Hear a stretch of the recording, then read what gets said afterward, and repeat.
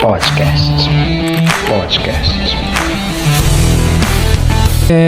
E assim, quando que uma pessoa ela precisa de procurar um advogado? Quando que situação que ela precisa de um advogado?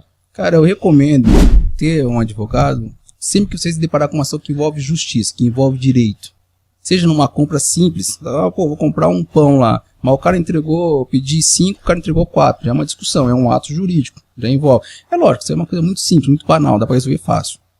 Poxa vida, recebi uma intimação de comparecer na delegacia. Opa, já é o momento que o advogado deve aparecer. Ah, é? Porque você não sabe o que vai acontecer lá. Isso pouca gente sabe, hein? Porque acontece, já tive casos de clientes que falaram assim, poxa, quando eu fui lá intimar na delegacia, compareci. E não é que já estava pronto, já um esquema para me pegar?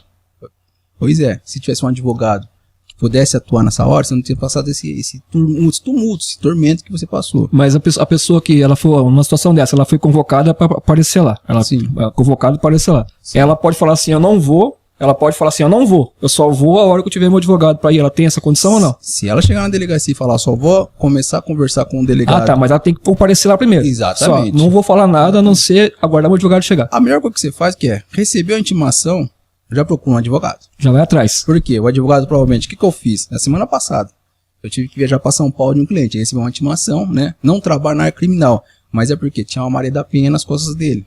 Então, como eu estava cuidando do divórcio dele, eu fui lá para dar essa assessoria para esse rapaz. Ele recebeu a intimação, me avisou, eu fui antes. Certo. Para receber o quê? Descobrir qual que é o assunto, o que estão querendo condenar ou imputar nas costas dele, para que ele viesse preparado para a delegacia e soubesse o que falar. Entendi. Porque a função da delegacia ou do delegado é pegar o cara de surpresa. Ou a mulher. Isso tem importância dos dois lados. E aí, se você não estiver preparado, não tiver uma instrução do advogado, você pode falar coisas que vão te prejudicar. E a nossa lei protege. Ela fala assim, você não é obrigado a falar nada que possa te prejudicar. Tá vendo, gente? Estão vendo só que informação importante? Então, se o advogado tá ali, ele vai te orientar do que, olha, eu não quero que se minta. E realmente, eu não mando para nenhum dos meus clientes, não quero mentira. Mas eu vou orientar. Olha, isso fala, ó, isso aqui eu acho que não é interessante você falar, porque isso aqui leva a criar uma outra situação. Então, você tem que saber o que falar pro cliente. Falar para ele mentir nunca, isso aí esquece. Advogado que faz isso, cara, é muito perigoso. É muito perigoso. Porque imagina se o cliente vai lá e fala assim, doutor, não era isso que eu tinha que falar? E aí, como é que faz o jogo? Entendi. É por isso que é bom estar acompanhado ali para não passar uma situação difícil aí. Depois que falou, que tá falado, para voltar atrás é difícil, né? E tudo agora é registrado, né? Não Meu tem Deus como voltar atrás. Tem que ficar ligado mesmo, tá vendo? Esse tipo de coisa que eu quero fazer, né? Eu vi o seu Instagram lá, o seu Facebook também. Legal, né? Eu trouxe o Walter, psicólogo aqui, semana passada, ele veio aqui. E ele faz o mesmo trabalho que você faz, e isso me chamou a atenção, né? Porque, cara, é tão difícil você procurar um advogado, e você tem um ali que você tá ali tirando dúvida, ele tira um tempo, né? Porque a gente sabe que a vida é corrida, né? Tem que estar sempre trabalhando e correndo atrás, mas tira um tempo e faz um trabalho desse. E o nosso podcast tem a mesma intenção, né? Informar as pessoas, né? Trazer esse esclarecimento, ajudar de alguma forma. Tá certo que nem tudo vai dar, né? Mas assim, dentro do possível, né? Umas pequenas orientações de leve para a pessoa começar a ficar mais ligada. Um advogado, ele só pode representar um cliente no fórum, se ele tiver passado pela OAB, porque assim, advocacia são 4 anos para se formar, isso? 5 anos. 5 anos. 5 anos, no Brasil 5 anos. 5 anos para se formar. Isso. Aí depois, quando ele se formou em advocacia. Aí ele vira bacharel em direito, não é advogado. Não é advogado. Não é advogado. Para eles ter Para ele ser advogado, é necessário fazer o exame da ordem. Exame da Ordem dos Advogados do Brasil. OAB. Isso, exatamente. Se você passar nesse exame, que é um exame que eu tenho muito respeito, porque ele é similar a um concurso público. Sim, com certeza. Eu tenho vários amigos que tentaram e até hoje não conseguiram. E você fez? Aí, fiz. Não foi fácil. Vou falar pra vocês, não foi fácil. Eu tive que fazer essa prova 2 vezes. 2 vezes? 2 vezes. mas eu tenho colegas aí que estão há alguns anos na luta. É isso que eu quero dizer pra você. Assim, 2 vezes você passou, poxa. Não é muito simples, mas se você tiver, né, essa prova, ou se passar no exame da Ordem dos Advogados, aí sim você pode apresentar o seu cliente no fórum. E o legal é você falar isso, que já teve notícia de pessoa que não era advogada e foi representar cliente no fórum. Isso é uma falsidade ideológica, isso é um crime. Olha mas só. tem que se faz advogado. No entanto, para evitar isso, o que tem que fazer? É simples, pedir a demonstração, mostrar o documento. que a pessoa é advogado. Várias vezes se você vai num fórum que você tem a vida normal, rotineira nesse fórum, igual é daqui na nossa comarca de Pau Sul, de Santa Cruz, que eu vou bastante, pô, as pessoas já sabem quem eu sou. Mas se você não sabe, peça identificação. Agora imagine, você vai lá no fórum, o cara falou pra você que ele é advogado, você foi lá, pagou um dinheiro pra ele, e aí descobre que ele de repente não era advogado. E por causa disso você perdeu a causa.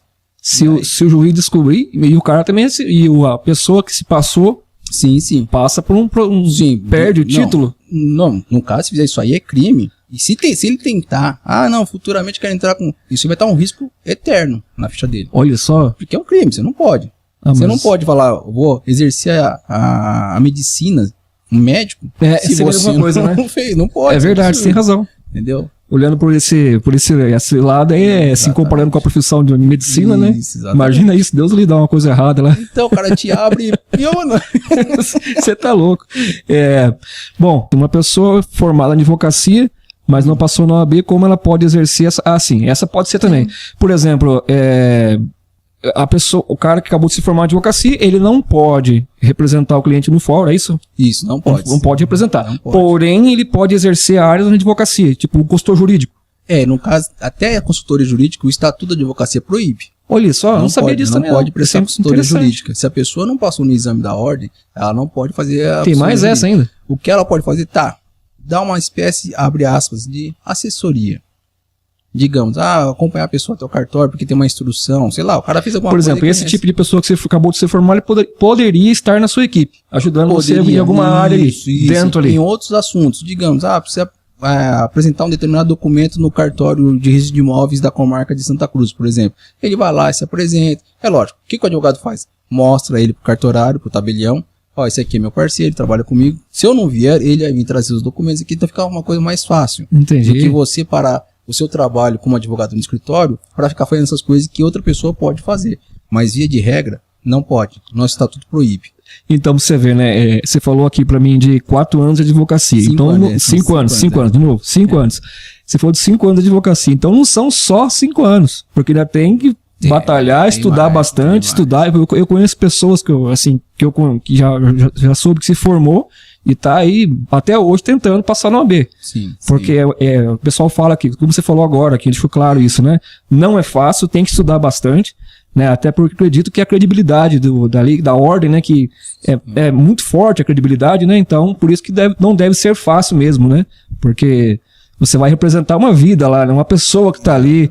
Imagina o cara ir preso lá porque o cara falou algo errado ali, né? Achou que era advogado e não tem uma lei, né? Exatamente. Por isso que é importantíssimo o profissionalismo, né? Porque também é muita faculdade de direito. O motivo daqui que é realmente saber essas faculdades de direito estão surgindo. Hoje brota a faculdade de direito. Você está capaz. Você fez faculdade de direito aonde? Foi na Unip, Universidade Paulista de São Paulo. Você fez por lá, então? Lá, tudo por lá. Olha só. E assim, quando como é que é o primeiro contato, né, do cliente com o advogado? Assim, ele já chegou ali, vamos supor, eu preciso de um auxílio. Eu cheguei lá no seu escritório, cheguei lá no seu escritório e eu quero agendar com você um horário para conversar. Daquele momento que eu cheguei ali, a primeira consulta, é isso? Consulta, isso. A primeira consulta que eu cheguei ali para falar com você, já tá contando, já começa a contar no horário ou não? Já começa a contar. Já começa, então? Já começa a contar. Na verdade, tem uma cultura por fora aí, nos bastidores, de que tem muito advogado que faz essa consulta e não cobra. Só que isso não está correto. E também tem a nossa previsão. Não está respeitando também o nosso estatuto. Por quê? Tem valor lá, estipulado. Nosso estatuto tem as regras de como ser advogado. O que você tem que fazer e o que você não pode fazer. Mas e se eu chego lá com você, vou tirar uma dúvida com você. Certo. Mas de repente eu chego lá e falo assim, doutor, então eu vou deixar pra lá. Entendi. Se não houve nenhuma informação jurídica, não passei nenhuma informação, você chegou na porta lá e tal, eu tô pensando bem, doutor, acho que eu vou deixar quieto. Não tenho porque Então, mas eu cheguei, você me recebeu, eu fui pra consulta, fui ali conversar com você, expus o meu caso pra você. Só que aí você me dá as instruções, e as suas próprias instruções, né? Pode acontecer, né? O cara fala assim, mas aí vai ficar caro o negócio. Ficou muito arriscado, doutor. Tô achando que isso aí não vai ser legal pra mim. Ainda assim, é uma consulta. A consulta não tem o objetivo de extorquir a pessoa, não é isso, né? Não isso quer dizer não. Não, de fato, é um bate-papo nosso. Mas tem que cobrar, porque vamos lá, seguindo a analogia, se você leva o seu cachorro para fazer uma consulta no veterinário, Com certeza. pagou. Se você vai no dentista fazer uma consulta, pagou. É um profissional. Se você vai no médico tem que fazer uma consulta, pagou. Agora, se você vai desenvolver, vamos falar do médico agora de novo, vai fazer uma cirurgia, se não vai, bom, a decisão é sua. Mas desculpa, a consulta, ela tem que ser. Porque querendo ou não, prestou informação. E o advogado, o que ele presta? Qual que ele presta para o cliente? Informação. E é aquela história, né? Tempo é dinheiro, né? Tempo é dinheiro. E o do advogado é sagrado o tempo. Eu imagino. Por que acontece?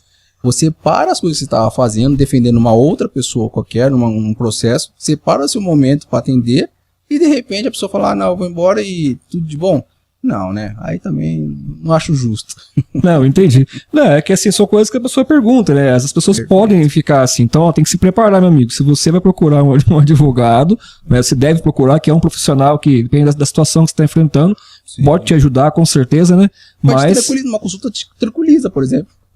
Mas se prepara, porque tem gente aí que tá desesperado e de repente você pode dar uma luz. Exatamente. Né? Mas tem que se preparar, né? Já fica pronto. Se eu for procurar, eu tenho que estar pronto.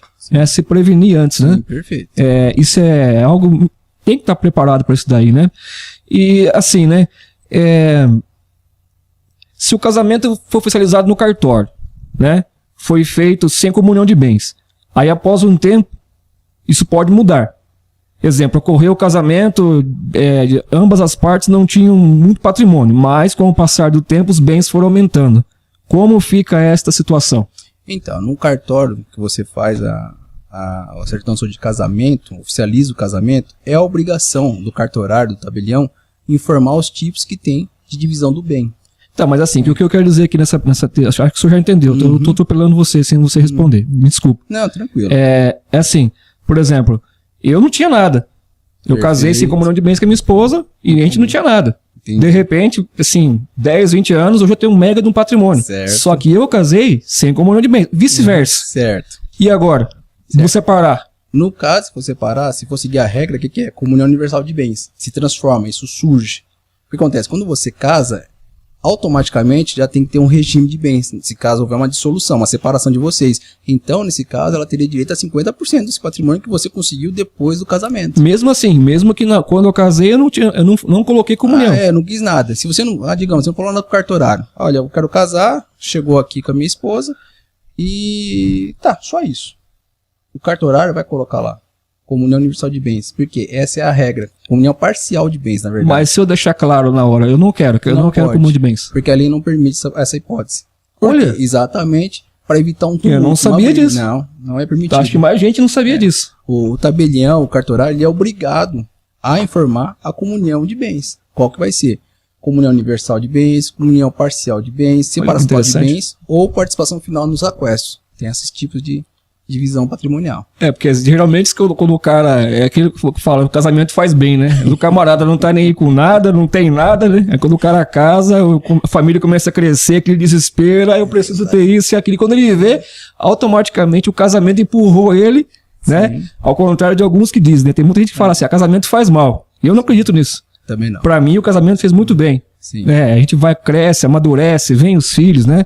Então o pessoal tem uma cultura errada aí, né? Eu não abraço essa causa aí, não. Perfeito, né? Acho. E aí o camarada chegou lá com a esposa, juntou com a esposa ali, progrediu. Então ele, mesmo assim, se ele tiver que separar, ela tem direito aos 50%. Tem direito. Não, isso é interessante, são informações assim, que são muito boas de trazer para o público, né? Que o pessoal não tá meio que ligado a isso daí, né? No caso de uma união estável, partindo de quanto tempo o parceiro ou parceira, né? Tem direito à divisão de bens. Então, quanto tempo? No caso, não tem um tempo específico. O que tem de julgados, o que também consta na nossa lei, até trouxe o artigo 1623 do Código Civil, diz que é um tempo razoável. Mas o que é tempo razoável? 1 mês, 3 meses, 6 meses? Então o tribunal nosso, o Superior Tribunal de Justiça, entende como razoável uma faixa aí entre 3, 6 até 9. Por quê? Para ter a união estável, você tem alguns requisitos. O que é? Você tem que ter uma relação duradoura, pública e com vontade de constituir uma família. Então, certo. Se você tiver esses requisitos, você se torna o quê? É configurado a união estável. Entendi. Entendi. Então, Se tiver prova, na verdade, a pessoa tem que provar isso. Olha, eu vivi 1 ano, 6 meses, exatamente, tanto tempo com o parceiro, com a parceira. Então, aí você tá falando que ficou um tempo, tem direito, né? Esse mesmo direito, ele se aplica aos casais homoafetivos? É essa aqui. Exatamente, aplica sim. Esse que eu abri agora seria essa daqui. Exatamente, se aplica. Por quê? Hoje a lei ela não distingue as pessoas pelo sexo.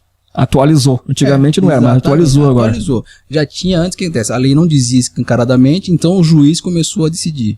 Passado disso, surgiu a lei atualizando o sistema. Para quê? Casais homoafetivos também que se relacionam durante determinado tempo, ficaram um tempo junto, tem também direito a ter o mesmo divisão. direito. Exatamente.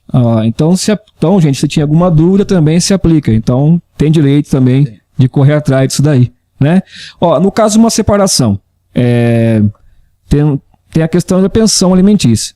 Isso se aplica se o parceiro ou parceira estiver a convivência com o filho do outro casamento? No caso, não se Por exemplo, deixa eu só para o pessoal entender. Claro. Por exemplo, eu conheci uma outra mulher, ela tinha um filho já. Esse é o exemplo, tá, gente? Ela tinha um filho e eu vivi um tempo junto com ela ali. E de repente eu peguei e separei.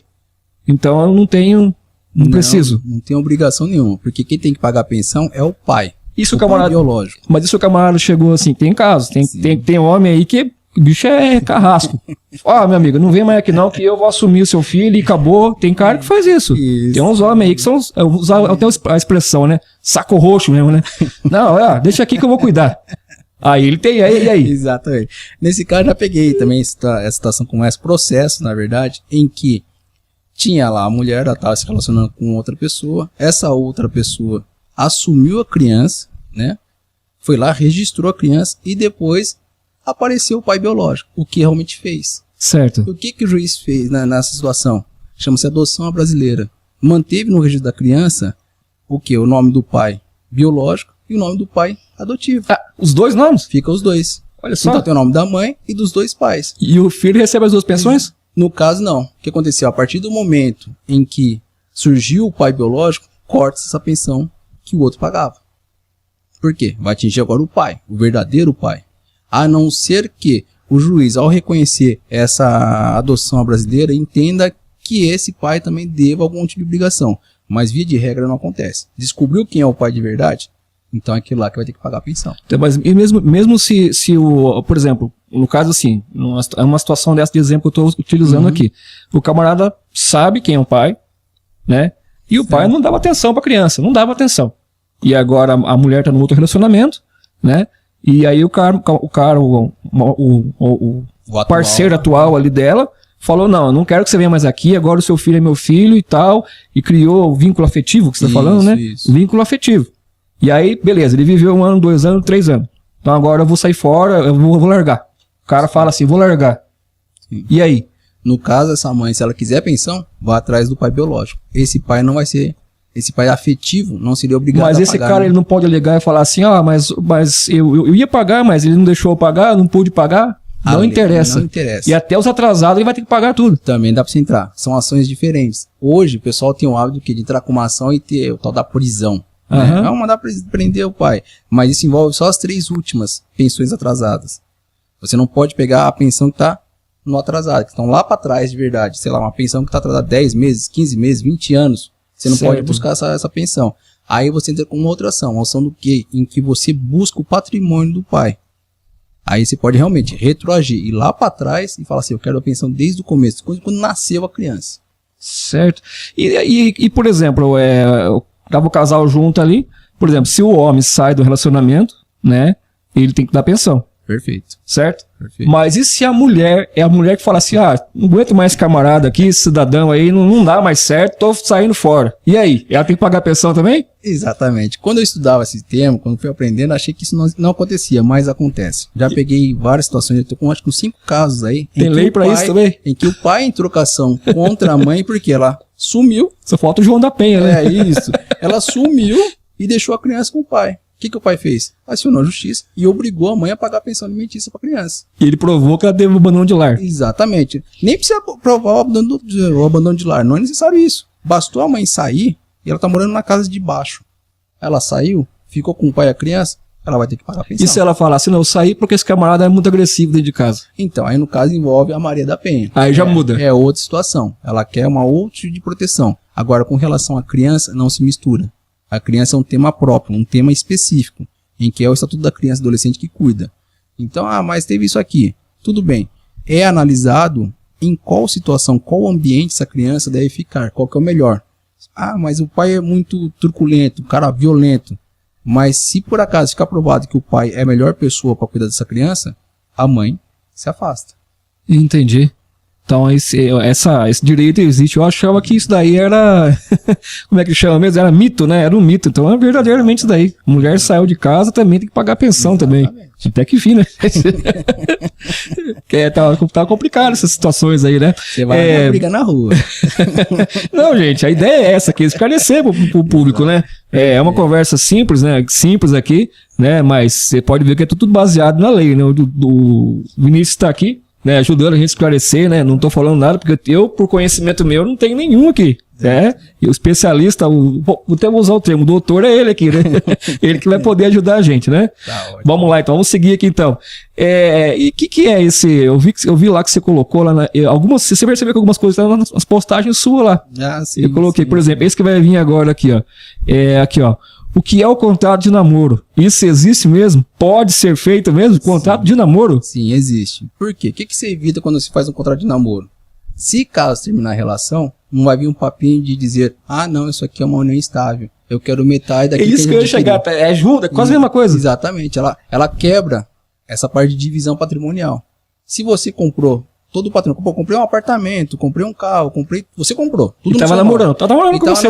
Foi adquirindo, foi crescendo, foi crescendo, mas se você não tem um contrato de namoro, e essa mulher provar esse vínculo que você possui, e aqueles requisitos que a gente falou atrás, se provou, você vai ter que dar metade. Olha só, mas assim, no caso, o parceiro ou a parceira tem que procurar um cartório e fazer esse contrato. Sim, é reconhecível, né? Tem uma formalização no cartório que você pode fazer, ou também, você pode fazer um contrato particular. Mas o documento que faz lá, é esse termo mesmo? Isso, contrato de namoro? Você pode chegar lá no tabelião? No cartório vai pedir, eu quero um contrato de namoro. Olha só. Ele tem já o modelinho dele, vai colocar lá o nome da pessoa, RG, CPF, endereço, põe o nome da outra pessoa, RG, CPF, endereço, e vai falar o quê? Declaro para os devidos fins que isso é um relacionamento de namoro, evitando-se assim a separação de qualquer tipo de patrimônio, caso esse namoro não haja uma dissolução, haja o término. Então você fica protegido, seu patrimônio não vai ser de forma alguma atacado. Agora, se não fizer contrato de namoro, já peguei N processo, em que terminou o relacionamento, e aí entrou lá e falou, não, eu quero união estável, eu quero metade. Pô, tá tudo no nome da pessoa, né? Aí eu tô falando tanto faz de sexo, o homem ou a mulher. Já peguei nos dois lados, defendendo o homem, defendendo a mulher. Separou, quero metade. Mas não é justo. Pô, se não é justo, mas existe a solução, tá aí. Ela existe. Agora, se você não fez, paciência. Olha só, tá vendo só, gente? Tudo isso aqui, algumas coisas que eu abordei aqui, pra a gente aprender a aproveitar também, né? Ele tem o Instagram dele lá, e tem algumas perguntas, ele coloca alguns títulozinhos, uns textos assim, e às vezes até no status ali, né, você responde, as pessoas vão perguntando, e essa informação aqui eu tirei de lá, boa parte das nossas questões aqui que eu trouxe com ele aqui, eu peguei de lá mesmo, né, do Instagram dele, do Facebook dele, e eu não sabia, quando eu tava pesquisando para trazer profissionais aqui, certo. Aí me deu poxa, eu sempre via lá Gomes de Advocacia, né? Falei assim, eu vou arriscar falar com o doutor lá, ver se ele se interessa e vir, né? Vai dar uma moral pra gente, né? E deu essa honra de estar aqui. É muito bom, viu? Muito bom. Tô muito contente. Quando que pode ocorrer, doutor, a exoneração de pensão alimentícia? Via de regra, quando a pessoa completa a maioridade civil. O que é isso? Vamos tirar a parte jurídica. Quando a pessoa completa 18 anos. E pode fazer a sua autossubsistência, ou seja, consegue já trabalhar e conseguir pagar todas as suas contas. Então, essa pessoa que recebia a pensão alimentícia, completou 18 anos e consegue já trabalhar e se manter, o pai pode pedir essa quebra, esse término dessa pensão alimentícia. Essa conversa existe mesmo, porque eles falam assim, se o filho for fazer faculdade, tem que pagar até os 21 anos? Se fizer a faculdade, não tem uma data especificamente limítrofe, ou seja, o fim. Digamos que eu seja um filho repetente, né? Ele conseguiu, sei lá, foi reprovado 2 vezes. Ele completou 18 anos, mas está fazendo uma faculdade de Direito. Certo. Tem mais 5 anos para frente. Terminou a faculdade dele aos 24 anos, aos 25 anos. A pensão vai até esse limite. Até ele terminar a faculdade. Até terminar a faculdade. O que não pode acontecer é vamos lá, destruir esse limite. Vamos lá, esculhambar com o ambiente. Né? Temos exemplo de uma advogada. Ela já era, ou seja, então, já tinha feito faculdade de Direito, já era advogada. Ela era pós-graduada e ela queria ainda que o pai continuasse pagando a pensão alimentícia e ela já estava com 28 anos de idade. Então, nesse caso, o juiz falou, não, acabou a pensão, não tem necessidade disso. Por quê? Era um pai que tinha uma condição financeira bem elevada, então ela queria manter os luxos, os caprichos dela. Nesse caso, ela não era repetente, ela começou tarde. Começou tarde, foi tocando, e o pai foi pagando. Agora eu entendi. Aí o pai teve que ir pra cima dela e falar assim, não, chega. Você já terminou a faculdade, você já é advogada já. Você já tem uma pós-graduação, por qual razão tem que continuar pagando a pensão alimentícia pra você? E pra ela tava ótimo. E aí, o que causa estranheza pra nós é que, mas é uma advogada, já tem conhecimento. Ela sabe do limite das coisas. Mas... Conhece a lei, né? Mas continuou porque tá sendo interessante pra ela, ela seguiu. Tá vendo só? Isso é importante. Então, até os 18 anos, se não fizer faculdade, até os 18. Até os 18 anos. Se der entrada na faculdade, aí tem que fazer... Faculdade ou até um curso técnico também. Também tem mais essa também. ainda. Olha só. Se o parceiro não pagou nenhuma pensão alimentícia, o filho já atingiu a maioridade. Uhum. Isso ainda pode ser cobrado? Com certeza. O cara, tá lá, ele o pai não pagou e agora a mãe pode recorrer isso daí. Você entra com uma ação que chama expropriação, né, do patrimônio do pai, que eu quero essas pensões ficarem para trás. Nasceu a criança, o pai não pagou desde o começo, mas para que haja, só para voltar no tempo, para que haja essa cobrança dessa pensão alimentícia, tem que ter um processo inicial. Que são 2 tipos de processos. Tem um processo de fixação da pensão, que determina o valor. Certo. Via de regra aqui em São Paulo, no estado de São Paulo, é 30% do salário mínimo para quem tem condições muito baixas. Quem tem uma condição um pouco melhor ou trabalha é em cima do percentual do que ele recebe. Certo. Né? Aí o juiz determinou, tem que pagar 30% do salário mínimo. Ele tinha, 3 meses de idade a criança. Completou 20 anos. Nunca pagou? A mãe entra, ainda dá para entrar com uma ação pedindo esse retroativo, pedindo tudo isso aí que ficou para trás. Por quê? Ele não pagou desde o começo. Faz um cálculo, atualiza. Seria um absurdo, né? Seria um valor assim. E se o cara queria pagar a pensão, mas a mãe falou assim, eu não quero nenhuma pensão sua, seu filho da mãe. O que ele faz? Aquela história a mãe ruim, né? Não, mas eu não quero receber nada, não, some da minha vida, não vem mais aqui, não aparece mais aqui. Acontece muito isso daí. Já peguei cara assim. Aí chega na última hora, a mulher fala, acho que eu deveria ter cobrado, tá apertando a coiseira aqui. Mas uma coisa desse negócio comigo que os pais me procuram. Porque eles querem pagar. Juro pra vocês, são raros. São todos. A maioria é a mãe que vem buscar. Mas vamos lá, tem raros pais que vêm pra mim também e falam assim, doutor, eu quero pagar a pensão, mas ela não quer receber. Só que a pensão pertence à criança. Não pertence à mãe. Então, por qual razão você não quer receber? Por orgulho? Isso não pode. Então, esse pai aciona um advogado em que o juiz vai intimar essa mãe, que é representante da criança, e vai falar assim, ele quer pagar um percentual X de valor. Certo. Eu não quero receber nada. O Ministério Público entra no jogo e fala assim, não vai ser estipulado esse valor. Mãe, passa a conta bancária que vai ser depositado esse dinheiro e está resolvido. Por quê? É uma questão da criança, igual eu falei anteriormente. A criança é um assunto específico, uma lei específica. Não pode misturar o jogo. Eu vou receber a pensão alimentícia. esse pai quer pagar a pensão alimentícia só para jogar na minha cara, não sei o quê.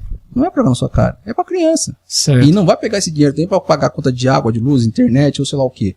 É para investir tudo na criança. E cabe ao pai ficar observando como é que esse dinheiro está indo ou não no caminho certo. E se o pai fala assim, eu tô pagando pensão, e aí ele quer ver a criança, e a mãe fala assim, não, você vai pagar pensão, mas você não pode vir aqui ver, e aí? De forma alguma, não misture esse tema. A pensão é uma coisa, o direito de visita, de acesso é outra. Se essa mãe pega lá e fala assim, não vai ver porque eu quero que você pague sua pensão, e é isso aí. Mãe, se você tá brava com o pai, ok, respeito, mas não mistura o seu filho ou sua filha com isso. A sanguinidade é uma coisa. Exatamente. A saúde do seu filho ali é outra. Exatamente, porque o vínculo paterno é muito importante na formação da criança. Todo mundo sabe, nós da parte do direito aqui, nós sabemos disso. Então a gente não pode entrar nesses meandros no que o pai e a mãe tá degladiando, brigando lá, não, a gente não entra nessa parte. Tá com treta os dois lá. Pra mim é o seguinte, quando a pessoa vem me procurar na parte de divórcio, tem pensão, envolve uma criança. Falo, o divórcio em si tá resolvido. Vocês já estão separados. A gente só vai formalizar no papel. Agora, a criança, ali não pode mexer. Ali é um lugar delicado. Dependendo da situação, tem que chamar psicólogo, chamar assistente social para analisar toda a situação das crianças, porque ela não é culpada. Né? Tá. Não tem esse time que muitos pais misturam no jogo. Olha só, tá vendo só, gente? São todas as informações que são importantes a gente trazer aqui, né, no nosso podcast aqui.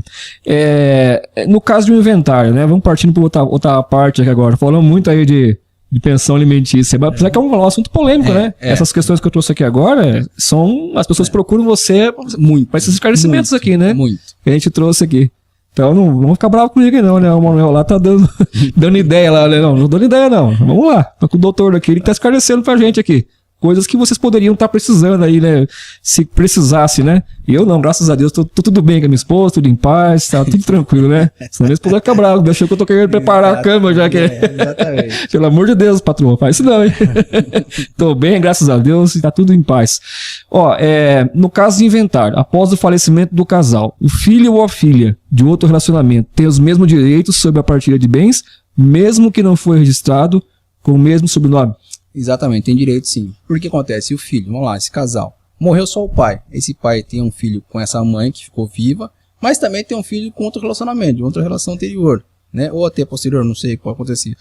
Os filhos não envolvem nessa parte do pai em si, mas sim a herança que ele deixou, certo, deve ser dividida de forma igualitária em todos os filhos. Pô, se tem 2 filhos com a atual esposa e tinha um com o outro, vai ser dividido por 3, o patrimônio dele. É assim que é feito o jogo. A lei não faz separação de percentual. É 33,33, assim vai. Ou seja, se tem 4 irmãos, não importa se eu tô sobrenome ou não, tá tudo ali. 25 para cada um, são 4, são 25% de cada um da herança que o pai sobrou. Agora no caso, vamos abrir um outro parênteses. Faleceu o pai, ficou a mãe lá viva. Certo. Tem esses filhos. Essa mãe, que se chama meieira, ela teria direito a 50%. É isso que ela estipula. Os outros 50% desse pai falecido é rateado, dividido pelos filhos. Entendeu? Então essa é a divisão. Que ficaria 12,5% na divisão. Agora, se morreu os 2, transfere 100% para todos os filhos. E faz a partilha. Exatamente. Morreu os 2 pais. Já acontece, também já peguei caso assim, que os pais morreram num acidente. E ficaram lá, se não me engano, eram 5 filhos. Então desceu para os 5 filhos toda a herança, deixada pelos pais e pela mãe. Entendi.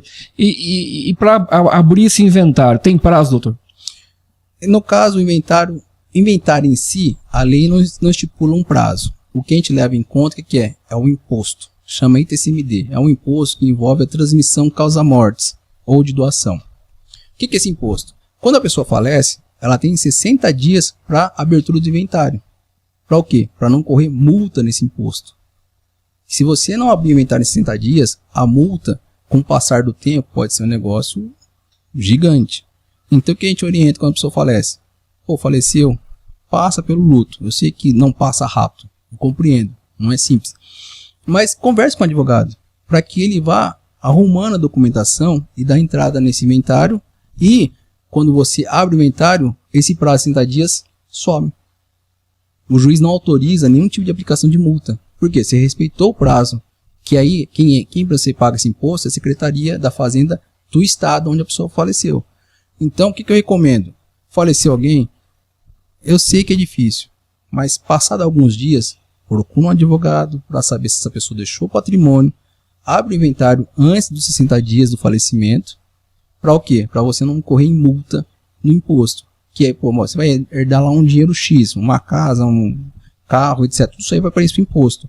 E aí você começa a perder dinheiro porque deixou passar esses 60 dias. Eu sei que é uma coisa até meio fria. A lei até deu um prazo bem pequenininho, né? Porque um luto é um negócio, é um negócio pesado, né? Mas tem que ser respeitado. Não abriu, paga a multa. Tem que correr atrás, então tem que ser o mais rápido possível. Exatamente. E se, por exemplo, o casal tá ali, o casal, eles tinham um imóvel que não estava no nome deles. Não estava no nome deles. Então, morreu um, né? E ficou o outro. Só que aí, mais pra frente, também falece a mulher, no caso. Faleceu a mulher. E esse imóvel que estava sendo pago em outro nome. Certo. E não foi transferido pro nome da família. Deve ser da família, né? Entendi. Não foi transferido. Como é que fica essa situação? Dependendo do caso, isso cabe ao uso capião. Por quê? Faleceu o homem, por exemplo. Aí tá, tinha essa casa que eles ficavam, que eles pagavam o nome de outra pessoa. O dono, de fato, também faleceu. A pessoa que pagaram no nome. Vamos lá, vamos dar um exemplo. CDHU. meu nome é Vinícius, eu tô numa casa, sei lá, X, na casa do Manuel. Certo. Né? O Manuel, tô aqui na casa dele. Certo. Eu pago tudo no seu nome. Eu venho a falecer, ficou minha esposa viva. Você também faleceu. A minha esposa no futuro pode entrar com uma ação de uso capião. Por quê? Como não tinha você não tinha essa autorização de vender esse imóvel porque ele é da CDHU, ela proíbe isso. Você só pode vender o imóvel da CDHU se você quitar a dívida, né, e transferir para o seu nome. E aí você também sumiu, ficou a minha esposa. No futuro, ela pode tentar o quê? Buscar essa casa através de um uso capião. Melhorando o exemplo, porque CDHU também, uma informação, caso da CDHU ou uma casa que você faz financiamento com a Caixa Econômica Federal, elas não são passíveis de uso capião. Entendi. Então, vamos melhorar o nosso exemplo. Uma casa qualquer. Você tem uma casa, você vendeu para mim por gaveta. Só contratinho de gaveta. Certo. Né? Nesse caso, eu fui pagando para você. Pagando. Você veio a falecer. Ou seja, você não vai conseguir depois assinar a documentação no cartório para transferir essa casa para mim. O que eu vou fazer? Eu vou acionar a justiça para que ela reconheça esse direito de posse sobre o imóvel. E dessa forma, com o uso capião, eu posso passar esse patrimônio para o meu nome. Meu e da minha esposa. Por quê? Tá certo, eram nós dois aqui. Talvez, sei lá, se tiver filho, se tem filho, não, uma filha. São filhos. Filhos. Então, você tem filho. Aí, não, vou cair para inventário. Eu vou falar, opa. É que assim, isso aqui é um fato fictício que eu trouxe, né? Sim. Que são questões que eu fiquei pesquisando, Sim. que podem estar acontecendo, coisas interessantes, né? Sim. E é isso que eu estou citando para você, trazendo esse exemplo, né? Pra gente discutir aqui como que a pessoa poderia agir diante dessa situação. Entendi. Então, para melhorar o exemplo, o que acontece? Esse exemplo da CDHU não foi o melhor dos exemplos que eu pude trazer para você nesse momento. Porque tem essa restrição. A lei proíbe o uso capião contra esse tipo de imóvel, bem como também a Caixa Econômica Federal. Mas uma casa normal, você tem uma casa sua, eu quis comprar, comecei a morar na casa e comecei a pagar as parcelinhas para você. De repente você fala... No meu nome. Você pagar as coisas para você. Tava no meu nome, mas você pagava ela. Eu pagava, não é para comprar, não sei o que, foram, sei lá, vamos fazer um acordo, a gente tinha muito amigo aqui, 10 anos, você pagando. Pô, nesses 10 anos, de repente chegou lá no 8º ano e você faleceu. E agora como é que eu faço? Eu paguei um monte de parcela, como é que eu vou fazer o jogo? Como não vai ter um documento hábil para poder fazer esse registro do imóvel, eu entro com uma uso capião. Entendi. Para o quê? Configurando o tempo de posse, que no caso se eu já tenho 8 anos, eu vou ter que esperar pelo menos mais uns 2. Porque a uso capião tem prazo 2, 5, 10 e 15. Entendi. Com 10 anos já posso entrar com o uso capião do patrimônio. Então busco essa uso capião para tentar fazer com que essa casa passe para o meu nome, porque eu sempre cuido da casa, eu paguei todos os impostos dela, água, luz, tudo que é necessário. Porque se tivesse no meu nome, por exemplo, no nome de quem está pagando, seria automático a questão de quitar. Sim. Seria automático. Mas nesse caso não consegue se aplicar isso, porque isso é o nome de outra pessoa. Exatamente. Né? Exatamente. E tem que continuar sendo pago até o final ali. Isso, é isso que você tá querendo dizer, exatamente. Pra ficar mais claro, né? Exatamente. Porque acontece?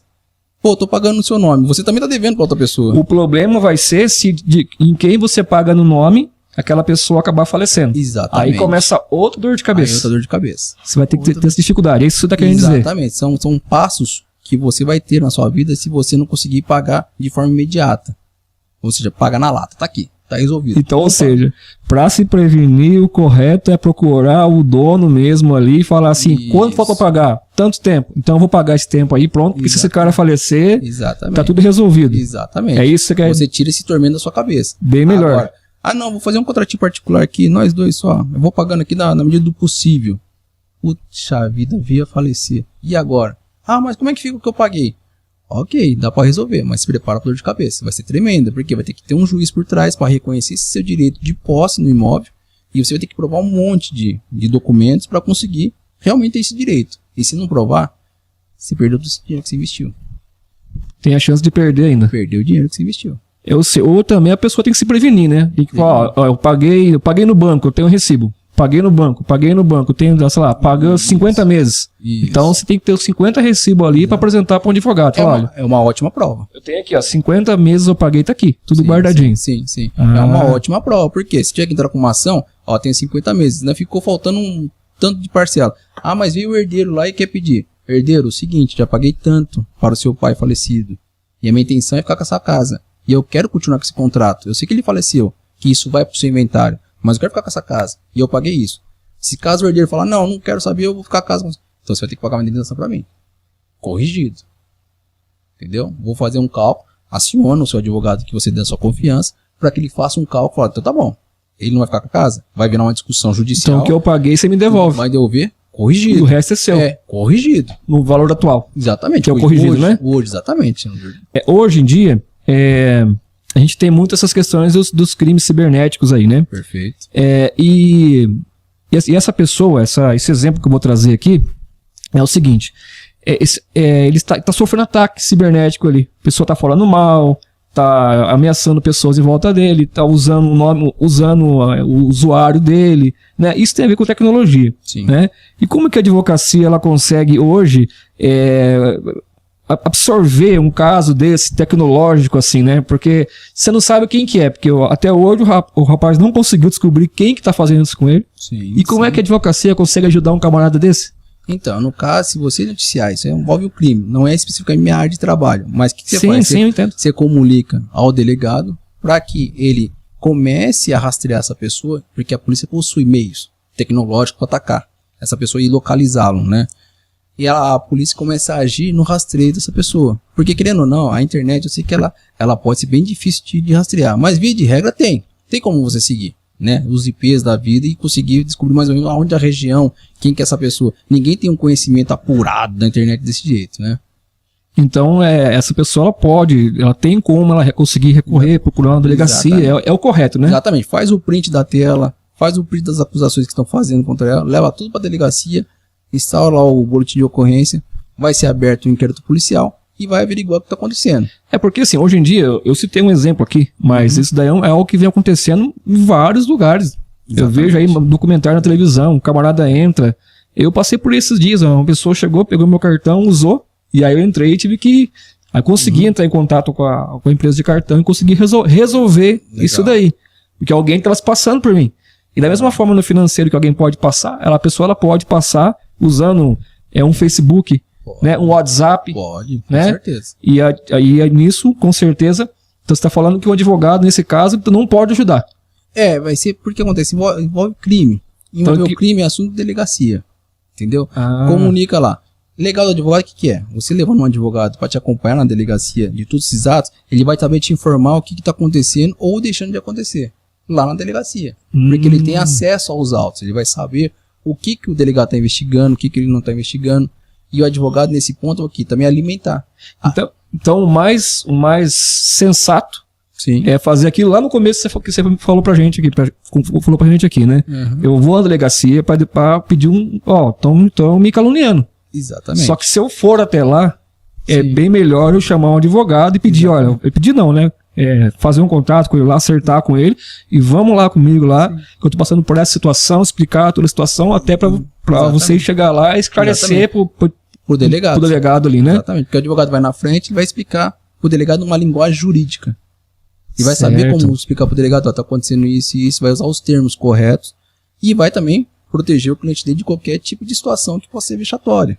Pode acontecer, né? Você tá na delegacia, já tive várias situações em que, a depender de quem é o policial, eu não estou criticando a polícia do Brasil, não é isso. Conheço vários, tenho vários amigos da época da faculdade, sabe, muito competentes. Os delegados também que eu já trabalhei, que eu já fiz estágio na delegacia quando eu fazia faculdade, sensacionais. Mas tem algumas pessoas que, enfim, qualquer área tem, né? Aqueles tem um bom profissional, um profissional. Infelizmente tem isso. Na religião tem. Em que acaba tratando, na religião também tem. Em que acaba tratando a pessoa que é vítima como se fosse o algoz, como se fosse o réu. E não pode. Uma vítima, ela tá lá já com o coração partido. Certo. Então, ninguém vai na delegacia sorrindo. Eu não vou sair daqui hoje, fiz aqui um podcast, que legal, isso aqui, delegado, vamos bater. Não vai fazer isso, né? Então você já vai lá machucado. Sim, e aí você vai lá ainda ser escrachado, não é legal. Então, se você tem um advogado do seu lado, isso não vai acontecer. Opa, com certeza. O advogado não vai permitir jamais alguém chegar no cliente dele e não, pera lá, segura aqui que essa aqui é vítima. E ainda que ele for réu, se for réu, respeite com ele. Quer fazer, faça o trabalho, mas respeite ele. Chama-se dignidade da pessoa humana. Você tem que respeitar a dignidade dele. Não pode chegar aqui, teve um dia ruim ou uma noite ruim e vou começar agora a soltar os cachorros. Isso não pode. Um advogado, ele pode ser um delegado também? Pode. É um delegado, tá certo. Pode sim. No caso, se ele virar um delegado, ele não pode exercer advocacia. Cancela. Ah, é? Ela fica o quê? Ele não chega a cancelar, mas ele pode suspender a carteira da Ordem dos Advogados dele, fica lá guardado na gaveta. O dia que por acaso ele se aposentar, ele pode voltar a advogar. Mas se ele não se formar, não passar na OAB, mas ele só se formou em advocacia, os 5 anos. Certo. Só em advocacia. Ele pode dali prestar para ser delegado. Pode fazer. Isso. Fez lá a faculdade de Direito. Quero ser delegado. Hoje pode. Mas um delegado, necessariamente, ele precisa se formar na advocacia? Um delegado, para ele conseguir advogado, tem que passar no exame da Ordem dos Advogados. Não, eu digo assim, um delegado, para ele se formar delegado, ele precisa se formar primeiro em advocacia? Ele tem que fazer a faculdade de Direito, tem que fazer. Tem que fazer? Tem que fazer, é obrigatório. Olha só. É obrigatório. Você não precisa ser advogado para ser delegado. Aham. Mas delegado para ser advogado precisa fazer a faculdade, precisa fazer o exame da ordem. Senão não consegue. Entendi. Entendeu? Então, por exemplo, terminei a faculdade, quero ser delegado. Beleza, passou. Ótimo, parabéns. Concurso pesado, muito bom, ser delegado. Puxa vida, agora eu vou aposentar, eu quero ser advogado. Vai ter que fazer o exame da ordem. Passou no exame da ordem, pode ser advogado. Entendi. Ele pode retroceder, voltar, mas aí ele tem que passar na OAB para poder exercer como advogado ali mesmo. Bom, acho que esse aqui vai complementar mais ou menos esse exemplo que eu falei para você aqui. Como que a tecnologia está impactando o campo do direito e quais são os principais desafios e oportunidades que os advogados enfrentam nesse contexto? Cara, para mim, tá excelente. A modernidade tecnológica da advocacia, e no caso eu falar dos tribunais, para mim tá ótimo. Como eu falei lá no nosso bate-papo aqui antes de começar as filmagens, hoje eu consigo clientes em outros estados. Consigo ter na Paraíba, ter no Rio de Janeiro, tem no Mato Grosso. Então tô trabalhando em qualquer estado do Brasil, aqui, de Bernardino de Campos, na nossa cidade. Faço audiência da minha sala, do meu escritório.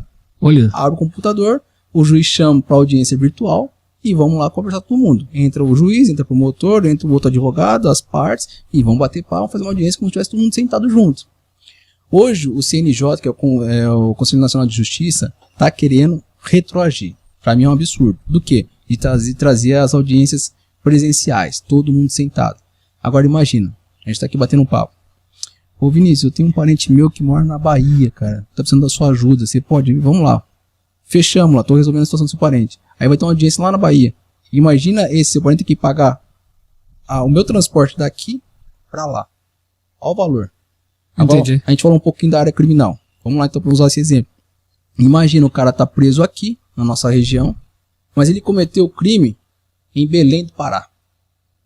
Imagina ter que transportar esse 4.000 km quase daqui lá, uma coisa assim. Tirar ele daqui para levar até lá para fazer uma audiência para depois voltar. Olha o custo disso. Então eles estão querendo fazer isso, para mim é um retrocesso. E ainda continuando nessa parte de tecnologia. Hoje tem a inteligência artificial, que também está sendo analisado pelo tribunal nosso, pelo Supremo Tribunal Federal, do que se é possível usar essa ferramenta no direito. Porque tem muitos juízes, já saiu até um comentário, uma notícia no Migalhas, em que teve um juiz que deu uma decisão, uma sentença, usando a inteligência artificial. E também tem um monte de advogados também que usam essa inteligência para fazer uma petição. Então, já utilizam. Já tal do chat GPT. Sim, né? sim. Então, tem muitos advogados que usam. Não há proibição no Estatuto de Advocacia da utilização da inteligência artificial. Não há proibição. Mas isso chegou nos tribunais. E eles estão agora analisando até que ponto isso pode ser usado ou não. Porque se você alimentar o sistema corretamente, com as perguntas corretas, esse sistema fica automático. Até porque a IA, né? Você falou isso agora, hein? Ela, na verdade, a gente que ensina ela, né? Exatamente. Porque são os dados que você vai jogando, as perguntas que você vai colocando ali, você que vai alimentando, né? Exatamente. Ela vai tendo a reação conforme ela vai pegar esse exemplo, né? Isso. A lógica, né? Isso. Como que reagir diante de tal situação. Então ela vai pegar um momento que alguém pegou uma situação daquela, que alguém alimentou ali e vai trazer uma resposta. Mas assim, eu acho que é um negócio meio complicado ainda, né, cara? Acho. Tá deixando de ser humano. É porque, por exemplo, eu cito o exemplo assim, né? Eu trabalho na indústria. Trabalho na indústria. E é o seguinte, por exemplo, você tem uma máquina que é uma prensa. Perfeito. A prensa ela faz isso aqui, certo? Beleza. Se você colocar a mão no meio dessa prensa, o que ela vai fazer? Vai embora. Perdeu a mão. Perdeu a mão? Perdeu a mão. Concorda comigo? Concordo. Vou pegar minha mão aqui agora e vou fazer isso daqui. A hora que você for colocar a sua mão aqui no meio, o que eu vou fazer? Você para na hora. Eu parei. Exatamente. Entendeu, né? Exatamente. E essas são as emoções, o sentimento ali. Exatamente. Né? Eu acho que eu sei que nesse ramo de advocacia, no juiz, né, o cara tem que ser imparcial, mas eu acho que a parte humana, ela não pode se perder. Eu acho que é algo assim que acrescenta muito, né, alguns pontos vai acrescentar muito, mas eu acho que teria que ter algumas áreas que devia ser um pouco mais restrita. Exatamente. Que ficasse humana. Exatamente. Né? Porque, por exemplo, o advogado ali, ele está representando o cliente ali. Ele está defendendo de acordo com que a transparência daquele cliente. E Perfeito. não é assim? Perfeito. Você vai explorar o seu cliente e falar, olha, fala a verdade. Exatamente. É melhor você falar a verdade que eu consigo te ajudar. Não é assim? Porque vamos lá, numa audiência, de repente já peguei situação em que eu comecei a fazer tantas perguntas para outra parte que a pessoa começou a ficar emotiva. O que eu fiz? Falei, excelência, pela ordem, quando o advogado quer parar alguma coisa, fala, pela ordem, excelência, pode trazer um copo de água para essa pessoa, ela já tá chorando aqui, tá muito emotiva, vamos acalmar um pouquinho? Beleza, perfeito, parou tudo. Acalmou, a pessoa levantou, o advogado foi junto, acalmou lá, conversou, voltou, segue de novo a audiência. Agora, imagina se fosse uma máquina. Até porque estar emotivo também pode atrapalhar numa palavra que fala, às vezes, né? Você pode ver que várias vezes aqui ele tá conversando, essa é a primeira vez, eu gaguejei, tem coisa que a palavra não sai, é rotineira, faz parte da minha vida falar essas palavras, não sai. Por quê? Nervosismo. Agora, imagina que não tá nunca acostumado a estar na frente de juiz. Eu nunca tive na frente de um advogado. Tô passando apuro aqui. Então, cabe o quê? Eu tenho que, já que eu tenho essa malícia quando eu tô numa audiência, o que é? De tranquilizar. Tem clientes que sentam do meu lado aqui e começa a bater muita perna. Eu já toco na mão e falo, relaxa, fica tranquilo. Aqui é um dia de bate-papo.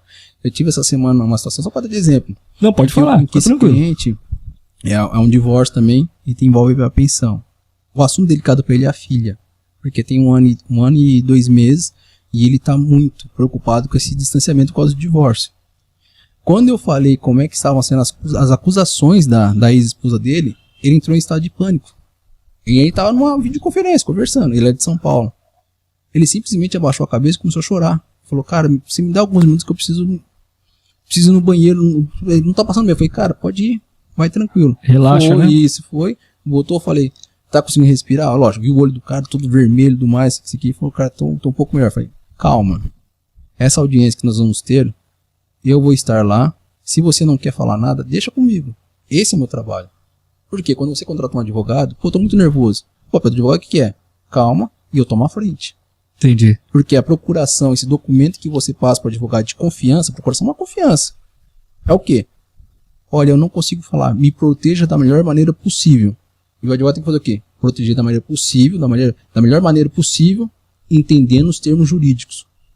Porque às vezes a pessoa, igual a gente falou aqui, vamos bater papo. Eu não posso trazer muita coisa jurídica, senão fica um negócio monótono, fica com certeza. chato. Não, com entendeu? certeza. Então, cabe a mim chegar ali e falar, ó, é isso, e assim que vai acontecer. E essa pessoa fica em silêncio. Depois eu vou lá, traduzo. Chego nele e falo, ó, aconteceu isso na audiência, foi decidido isso, não foi decidido aquilo, e acabou. Certo. Entendeu? Então esse é o papel do advogado. Tá ali para representar o cliente, Exatamente. fortalecer, dar calma Exatamente. ali naquele momento ali. E isso é importantíssimo mesmo, porque assim, é igual o outro convidado falou para mim aqui, né? É um profissional que passou tanto tempo se dedicando, e até hoje você falou que você se dedica, né? E tem que se dedicar, né? Você não fica para trás e acaba não fazendo um bom trabalho. Exatamente. Né? E aí ele até trouxe isso daqui, né? E veja como que é importante, gente, a gente procurar sempre um profissional e um bom profissional. Sim. Né? Em todas as áreas tem o bom e tem o ruim, cuidado. E tem bastante mesmo, né, Vinícius? É complicado. Bastante. O que é um pacto antinupcial? Pacto antinupcial, vamos lá, a própria palavra já diz, antinúpcias. É um documento, é um contrato que você faz antes de fazer o casamento. Em que nesse contrato, o que ele estipula? Seria que nem uma união estável, de namoro? Isso, seria uma terceira via. Seria uma terceira via. Em que nesse contrato que você faz antes de fazer o seu casamento, você o quê? Estipula determinadas regras com relação ao quê? Patrimônio. De novo, patrimônio. Puxa vida, eu quero casar, via de regra o que é? Comunhão parcial de bens, 50-50 separou. O que adquiriu o casal dali pra frente, do dia que casou. Certo. Nesse pacto você pode estipular o quê? Eu quero dividir também o patrimônio do passado. Tipo assim, o cara era um empresário. Perfeito. Tava solteiro. E ele tem lá, sei a lá... empresa dele. já tá constituído. Perfeito. Uma big de uma empresa e tal. Ele nunca casou. Perfeito. Né? E nunca teve rolo nenhum, isso é um exemplo. Aí ele fala assim, bom, acho que agora eu achei uma companheira aí, uma guerreira aí, e vou casar com ela. E vou casar com ela. Aí ele já vai, ela já faz seria isso daí? Exatamente. Por quê? Quando ele faz esse pacto, vamos ter uma separação. O patrimônio dele tá blindado.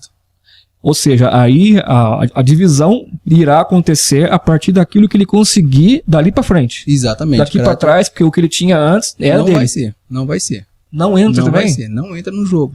Porque ele tá lá pra trás, ela adquiriu a empresa lá. Tinha empresa, tinha carro, barco, um helicóptero, não sei o que. Não, isso não vai estar no jogo. Porque ele fez um pacto. Ele já se preveniu. Exatamente, se preveniu. Falou, não, isso aqui não entra. O que vai entrar no pacto é que é daqui pra frente. O que ele adquiriu? Adquiriu mais um carro, mais uma moto. Tá, então isso a gente vai dividir. Tá dentro 50. Mas dali pra trás, você não vai atingir. Você não vai ter esse direito. Olha Entendeu? só que interessante. E o legal do pacto é que, como tem essa liberdade de você estipular as coisas do casal, você pode estipular, por exemplo, se alguém trair, vai pagar uma indenização. Mas essa ainda? Ou também você pode colocar no pacto que, olha, se por acaso, deixa eu pegar outro exemplo. Não, quero separar. Não gostei mais, vamos brincar um pouquinho aqui no nosso bate-papo. Não gostei mais porque toda vez que você acorda, você solta pum. Entendeu? Aí você ronca demais. Ronca demais. Não. Pode discutir. Pode discutir também o que é. Regras do lar. Olha, dentro do nosso lar não pode ter determinada atitude, determinada ação, determinadas pessoas. É que pessoas ficam um negócio meio delicado. Mais regras. Olha, você não pode entrar na nossa casa com uma outra mulher ou com um outro homem. Você pode colocar no pacto. Pode colocar ali. Você pode colocar no pacto. Olha, pode adicionar também. Pode acontecer isso aí. Então são várias coisas que você pode usar nesse pacto. É lógico, não pode ferir o que consta na lei. Esse pacto não. Igual, ferir a dignidade da pessoa humana. Um exemplo. Você acha que num pacto pode colocar lá que... Deixa eu ver aqui como é que eu posso bolar esse exemplo para não ficar muito chucro. Uma quantidade X de sexo. Certo. Por mês. Você acha que pode colocar num pacto? Não sei. Então, isso já não pode. Entendi. Então, você está obrigando a pessoa a ter relação sexual com você só por causa de um pacto. Não, então, já que ele ou ela não está se relacionando comigo, então eu quero o divórcio e quero uma indenização. Não, aí é um absurdo. Foge ao normal. Você pode colocar no pacto o que é? Obrigação doméstica. Certo. Pô, já vai lá, namorou um determinado tempo lá, não curtiu, sei lá, aconteceu alguma coisa. E sabe que o rapaz, por exemplo, é um cara que não lava nem as cuecas. Não lava a louça, não faz nada. Você pode pôr no pacto nupcial, o que é? Olha, vou casar com ele, porém, ele vai ter a obrigação de lavar a cueca dele. Ele tem a obrigação de lavar a louça dele. Entendeu? Então você pode estipular isso no pacto. É interessante ele. Olha só que interessante, né? Bom, eu só posso agradecer você, né, pela honra, né? Eu me enrosquei na hora que fala doutor, porque né, eu tratei o tempo todo no zap com você como doutor, e aqui você me explicou que era melhor a gente não ser tão formal assim, né? Isso. Mas olha só, muito obrigado mesmo. Agradeço pela honra de te receber, de você estar aqui, né? Me dá essa credibilidade, né? Eu ter ficado contente, porque não só como você, mas alguns que estão passando por aqui, os profissionais que têm vindo aqui, têm me dado credibilidade, né? Aqui isso aqui é um bate-papo normal, comum, a gente conversa, ajuda o pessoal que está aí nos assistindo, né? Nosso canal é um canal pequeno, estamos aí com 153 inscritos ainda. Né? Aumentar já. 6 mil, 7 mil views aí, nós estamos nessa média. Eu prefiro mais visualizações, né? Perfeito. E acredito que inscrição é uma consequência, né? Porque quem fala tem que ser ouvido, né? Perfeito. Então quanto mais visualização você tiver, melhor é. Os inscritos vêm depois. Mas assim, mesmo sendo um canal pequeno, né? E você aceitar de estar aqui com a gente. É um prazer. Doutor, muito obrigado. Falei doutor, né? Não tem problema nenhum. Tudo bem. Mas é isso aí. Gente, muito obrigado pelo carinho de vocês, né? Que tem acompanhado o nosso trabalho. Muito obrigado mesmo. Você que tem se inscrito no canal, tem visualizado, tem dado credibilidade. Muito obrigado, viu? Qual que é o Instagram seu mesmo, doutor? O meu VPG_advocacia. VPG_advocacia. Isso. Aí você entra lá, tem umas instruções lá. Algumas coisas que eu falei aqui hoje, né? Que eu passei aqui, eu peguei de lá algumas informações dele lá.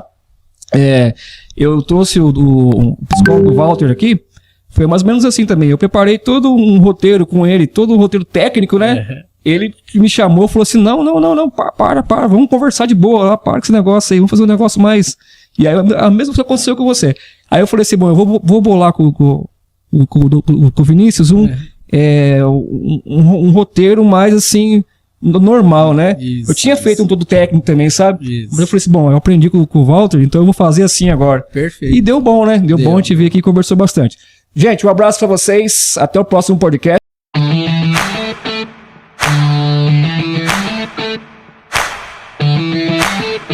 Podcast.